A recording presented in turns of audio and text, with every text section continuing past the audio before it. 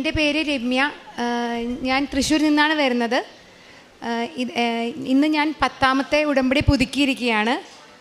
ഇതെൻ്റെ 6ാമത്തെ സാക്ഷ്യമാണ്. കഴിഞ്ഞ മാസം 20-ാം തീയതിയാണ് ഞാൻ 5ാമത്തെ സാക്ഷ്യം പറഞ്ഞത്. ഒരാഴ്ച കഴിഞ്ഞപ്പോഴേക്കും എനിക്ക് ഭയങ്കരമായി പെട്ടെന്ന്, ഞാൻ ഡോക്ടറാണ്, ESI ഡിസ്പെൻസറിയിൽ വർക്ക് ചെയ്യുകയാണ് തൃശ്ശൂർ.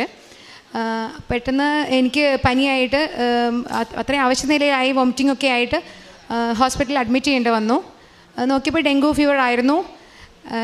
പെട്ടെന്ന് പ്ലേറ്റ്ലെറ്റ് കൗണ്ടൊക്കെ കുറഞ്ഞ് വളരെ അവശനിലയിലായിരുന്നു. അതിൻ്റെ ഒപ്പം തന്നെ എൻ്റെ അമ്മയ്ക്കും പനിയുണ്ടായിരുന്നു. അമ്മയുടെ കൗണ്ടൊന്നും അത്ര കുറയുന്നുണ്ടായില്ല.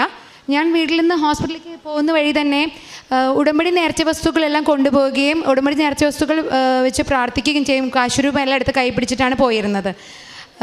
അവിടെ ചെന്നായാലും ഉടമ്പടി രാവിലത്തെ പ്രത്യക്ഷീകരണ പ്രാർത്ഥനയായാലും വൈകിട്ടത്തെ ഉടമ്പടി പ്രാർത്ഥനയായാലും ജപമാലയായാലും എനിക്ക് കഴിയുന്ന വിധത്തിലെല്ലാം ഞാൻ അതേ കൃത്യസമയത്തിന് തന്നെ, തലകറക്കങ്ങളൊക്കെ ഉണ്ടായിരുന്നു, എങ്ങനെയെങ്കിലും ഇരുന്ന് ഞാൻ ചെയ്യാൻ ശ്രമിക്കുമായിരുന്നു.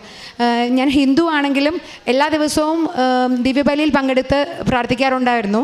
കുടുംബ പ്രാർത്ഥന ഇതൊന്നും മുടക്കാതെ തന്നെ ഉടമ്പടി എല്ലാ പ്രാർത്ഥനകളും എല്ലാം കൃത്യമായി ചെയ്യുന്നതായിരുന്നു. പ്രാർത്ഥനകളെല്ലാം കൃത്യമായി ചെയ്യുമെങ്കിലും എനിക്ക് ദിവ്യബലിയിൽ പങ്കെടുക്കാൻ സാധിച്ചിരുന്നില്ല. ഹോസ്പിറ്റലായിരുന്ന ഒരു ആഴ്ചക്കാലം. പക്ഷേ അത്രയും കാലം അച്ഛൻ ഉടമ്പടി ധ്യാനത്തിൽ പറയുന്ന പോലെ അത്രയും കാലം ഞാൻ പ്രാർത്ഥിച്ചതിൻ്റെ ആസ്തി എന്ന് പറയുന്നത് വെച്ചിട്ടാണ് ഞാൻ അന്ന് ദൈവത്തോട് പ്രാർത്ഥിച്ചിരുന്നത്, മാതാവിനോട് പറഞ്ഞിരുന്നത്.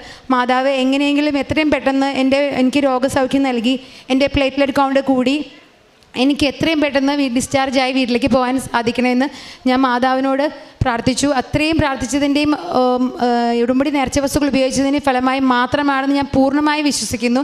എനിക്ക് പൂർണ്ണ സൗഖ്യം ലഭിച്ച് ഒരു 4-5 ദിവസത്തിനുള്ളിൽ ഡിസ്ചാർജായി വീട്ടിൽ പോകാൻ സാധിച്ചു. അതുപോലെ തന്നെ എനിക്ക് ഹോസ്പിറ്റലിൽ വന്ന ചിലവുകളെല്ലാം മെഡിസെപ്പിൻ്റെ അതുവഴി, അത് പലരും പറഞ്ഞു ചിലത് ഹോസ്പിറ്റലുകൾ അങ്ങനെ ലഭിക്കുന്നതല്ല എന്ന് പറഞ്ഞു. പക്ഷേ അതൊരു പൈസ പോലും നഷ്ടമാവാതെ കൃത്യമായി ലഭിക്കുകയും ചെയ്തു. ഇതെല്ലാം മാതാവ് തിരുകുമാരനോട് പറഞ്ഞു വാങ്ങിത്തന്ന അനുഗ്രഹങ്ങളാണെന്ന് ഞാൻ പൂർണ്ണമായി വിശ്വസിക്കുന്നു. മാതാവിനും തിരുകുമാരനും കോടാനുകൂടി നന്ദി. അടുത്തതായി എൻ്റെ അമ്മയ്ക്കും എൻ്റെ ഒപ്പം തന്നെ ഡെങ്കിപ്പനി വന്നിരുന്നു. പക്ഷേ എൻ്റെ കുഞ്ഞ്, എനിക്ക് വയ്യാത്തൊരു കുഞ്ഞാണ്, 5 വയസ്സായിട്ടുള്ളൂ. മോളെ നോക്കാൻ ഞാനും അമ്മയാണ് നോക്കിക്കൊണ്ടിരുന്നത്.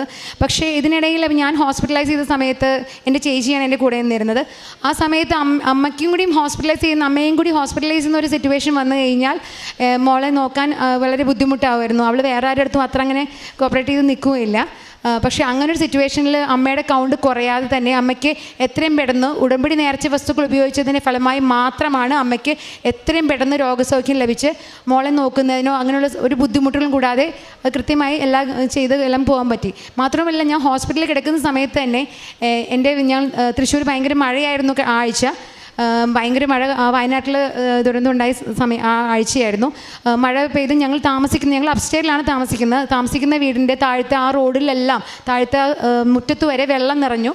എൻ്റെ അമ്മയും കുഞ്ഞും ചേച്ചിയുടെ 2 കുട്ടികളും മാത്രം ആ വീട്ടിൽ അപ്സ്റ്റെയറിൽ, ഞാൻ ഹോസ്പിറ്റലിലും. അങ്ങനത്തെ ഒരു സിറ്റുവേഷൻ വന്ന സമയത്ത് രാത്രി അവർക്ക് അവിടെ നിന്ന് പോരാൻ പറ്റാത്ത സിറ്റുവേഷനൊക്കെ വന്ന സമയത്ത് ഞാൻ മാതാവിനോട് മാധ്യസ്ഥ അപേക്ഷിച്ച് അത്രയും ഇതായി മാതാവ് പ്രത്യക്ഷീകരണ പ്രാർത്ഥനയും വിശ്വാസപ്രമാണവും എല്ലാം ചൊല്ലി വീണ്ടും പ്രാർത്ഥിച്ചതിൻ്റെ ഫലമായി അവർക്ക് ഒരു പിറ്റേ ദിവസം രാവിലെ ആയപ്പോഴേക്കും അവിടെ നിന്ന് മാറാൻ സാധിക്കുകയും ഞങ്ങളുടെ വീടിൻ്റെ അവിടേക്ക് ഒരു കുഴപ്പമില്ല. ആ താമസിക്കുന്ന വീടിൻ്റെ താഴത്തെ ഫ്ലോറിൽ പോലും ഒട്ടും വെള്ളം കയറുകയോ ഒന്നും ചെയ്യാതെ അത്രയും ഞങ്ങൾക്ക് വലിയൊരു ആശ്വാസം ലഭിക്കുകയും എല്ലാം ചെയ്തു.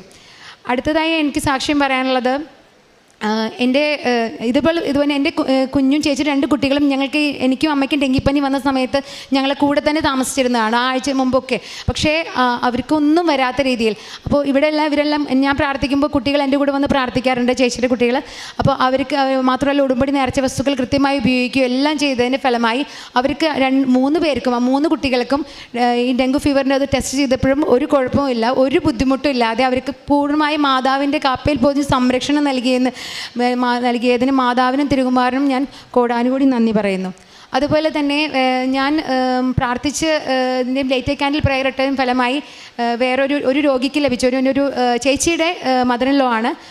ആൾക്ക് മെയ് മാസത്തിൽ ഒരു പെട്ടെന്ന് ആൾ 78 years ഏജുള്ള ആളാണ്. പെട്ടെന്ന് ബാത്റൂമിൽ വീഴുന്ന ഫലമായി ഹിപ്പ് ബോണിന് ഫ്രാക്ചർ ഉണ്ടാവുകയും, മാത്രമല്ല അതും സർജറി ഒന്നും ചെയ്യാൻ പറ്റില്ല, ആൾക്ക് കാർഡിയക് കംപ്ലൈൻസും ബ്ലോക്കൊക്കെ ഉള്ളതാണ്. അപ്പോൾ അങ്ങനത്തെ സിറ്റുവേഷനിൽ ആൾക്ക് കുറച്ച് കഴിഞ്ഞപ്പോഴേക്കും ന്യൂമോണിയ ആവുകയും അങ്ങനത്തെ കുറച്ച് സിവിയറായി കണ്ടീഷൻ വേഴ്സായി ICUയിൽ അഡ്മിറ്റ് ചെയ്യേണ്ട അവസ്ഥ വന്നു. ആളുടെ സോഡിയം കുറയുകയും അങ്ങനെ എല്ലാ കോംപ്ലിക്കേഷൻസും എല്ലാം ആയി. ആളെ തിരിച്ചു കിട്ടുമോ എന്നുള്ള രീതി അത്രയും വലിയ ഒരു സീരിയസ് കണ്ടീഷനായിരുന്നു. ഈ ഒരു അവസ്ഥയിൽ അതിനിടയ്ക്ക് ഒരു തവണ ഹോസ്പിറ്റലിൽ നിന്ന് തിരിച്ചു വീട്ടിലേക്ക് കൊണ്ടുപോകുന്ന ഒരു 2-3 ദിവസം വീട്ടിൽ കൊണ്ടുവരുന്ന അവസ്ഥയുണ്ട്. ആ സമയത്ത് ഞാൻ ചേച്ചിയുടെ വീട്ടിൽ പോയി ആൻറ്റിയെ കണ്ട് ആൻറ്റിയുടെ നെറ്റിയിൽ ഉടമ്പടി തൈലം കുരിശു വരച്ച് പ്രാർത്ഥിക്കുകയും കാശുരൂപം വെച്ച് പ്രാർത്ഥിക്കുകയും വിശ്വാസപ്രമാണം ചൊല്ലി പ്രാർത്ഥിക്കുകയും ചെയ്തതിൻ്റെ ഫലമായി ആൻറ്റി പൂർണ്ണ സൗഖ്യമായി.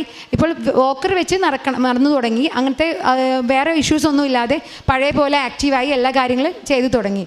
അത്രയും വലിയൊരു രോഗസൗഖ്യം ലഭിച്ചതിന് മാതാവിനും തിരുകുമാരനും വീണ്ടും നന്ദി പറയുന്നു.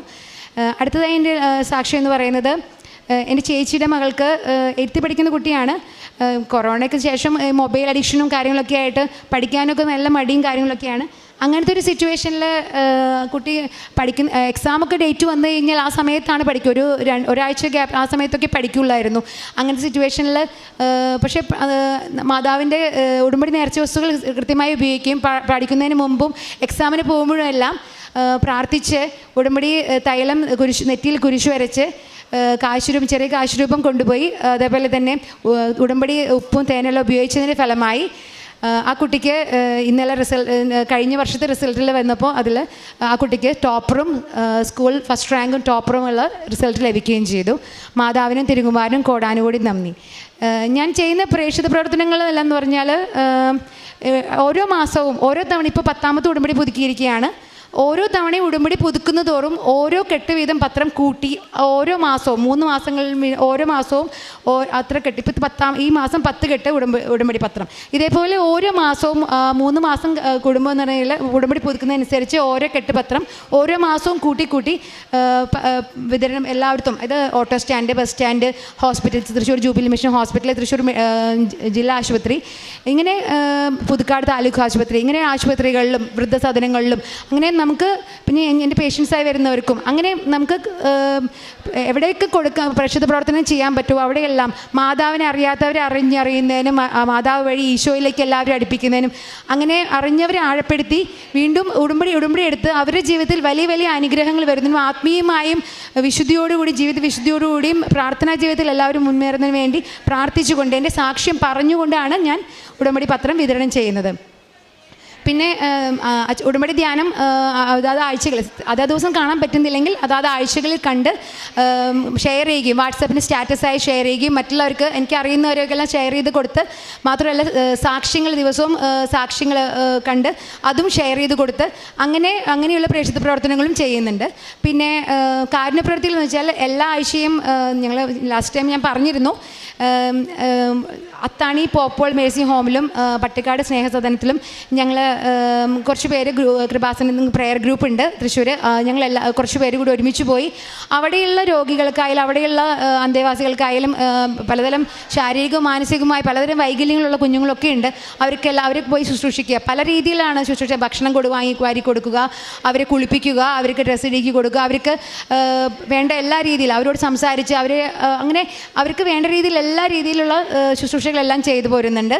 മാത്രമല്ല ഞാനും വേറൊരു ഫ്രണ്ടും കൂടി തൃശ്ശൂർ ടൗണിൽ എനിക്ക് പറ്റുന്ന രീതിയിൽ ഞങ്ങൾ ഭക്ഷണപ്പൊതികൾ വാങ്ങി അവിടെ തെരുവുകളിലൊക്കെ കഴിയുന്നവർക്കും എല്ലാം പറ്റുന്ന രീതിയിൽ വിതരണം ചെയ്യുകയും മാത്രമല്ല എന്നോട് സഹായം ചോദിക്കുന്നവരും അല്ലാത്തവരുമായി എനിക്കറിയുന്ന പലരുടെയും അവർക്കും വേണ്ടി ഞാൻ പൈസ സാമ്പത്തികമായ സഹായങ്ങളായിട്ടും അങ്ങനെ ചെയ്യുന്നുണ്ട്. പിന്നെ ഞാനും എൻ്റെ ഫ്രണ്ട് ഡോക്ടറും കൂടി ഒരുമിച്ച് വൃദ്ധസദനങ്ങളിലൊക്കെ 2-3 വൃദ്ധസദനങ്ങളിൽ ആഴ്ചയിൽ ഒരു തവണയെങ്കിലും ഞങ്ങൾ ഓരോ വൃദ്ധസദനങ്ങളായി മാറി പോയി അവരെ കണ്ട് അവർക്ക് സാമ്പത്തികമായ സഹായങ്ങളും അല്ലെങ്കിൽ പിന്നെ അവർക്ക് ഭക്ഷണ സാധനങ്ങളെല്ലാം കൊണ്ടുപോയി അവരോട് പോയി സംസാരിക്കാൻ ഏറ്റവും കൂടുതൽ അവർക്ക് ആവശ്യമുള്ള അവരോട് സംസാരിക്കുകയും അവരോട് അങ്ങനെ എന്നെ ചെയ്യാൻ പറ്റുന്ന രീതിയിലുള്ള എല്ലാ കാരുണ്യ പ്രവൃത്തികളും ഞാൻ ചെയ്യുന്നുണ്ട്.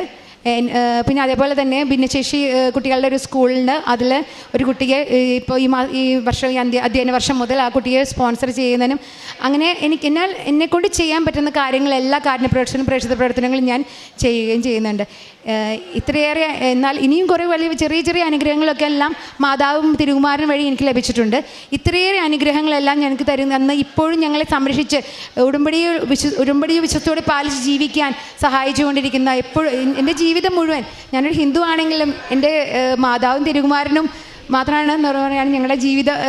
ഇപ്പോൾ വേറെ ആരും പ്രാർത്ഥിക്കുക കാര്യങ്ങളൊന്നുമില്ല. മാതാവും തിരുകുമാരനും അല്ലാതെ നമുക്ക് വേറൊരു ലക്ഷ്യമില്ല. ഓരോ കാര്യങ്ങൾ ചെയ്യുന്ന സമയത്തും നമ്മൾ ഈശോയോട് ചോദിച്ച് മാതാവിനോട് ചോദിച്ച് അങ്ങനെയാണ് ചെയ്യുന്നത്. അപ്പോൾ അങ്ങനൊരു ജീവിതം ഉടമ്പടിയിൽ വിശ്വസ്തയോട് പാലിച്ചുകൊണ്ടൊരു ജീവിതം, ഈ ജീവിതം മുഴുവൻ അങ്ങനെ ഉടമ്പടി വിശ്വസ്തയോട് പാലിച്ചുകൊണ്ട് ജീവിക്കാൻ, അങ്ങനെ നിത്യജീവൻ ലക്ഷ്യമാക്കി ജീവിക്കാൻ എന്നെ അനുഗ്രഹിക്കണമെന്ന് ഞാൻ മാതാവിനോടും തിരുകുമാരനോടും അപേക്ഷിക്കുന്നു. എല്ലാവിധ അനുഗ്രഹങ്ങൾക്കും കോടാനുകൂടി നന്ദി. സ്നേഹം നിറഞ്ഞവരെ, ഉടമ്പടി ജീവിതത്തിന് ഉത്തമമായിട്ടുള്ള സാക്ഷ്യം നൽകുന്ന ഒരു വ്യക്തിയാണ് നമ്മളോട് ഇത് ഉടമ്പടി സാക്ഷ്യം പങ്കുവച്ചത്.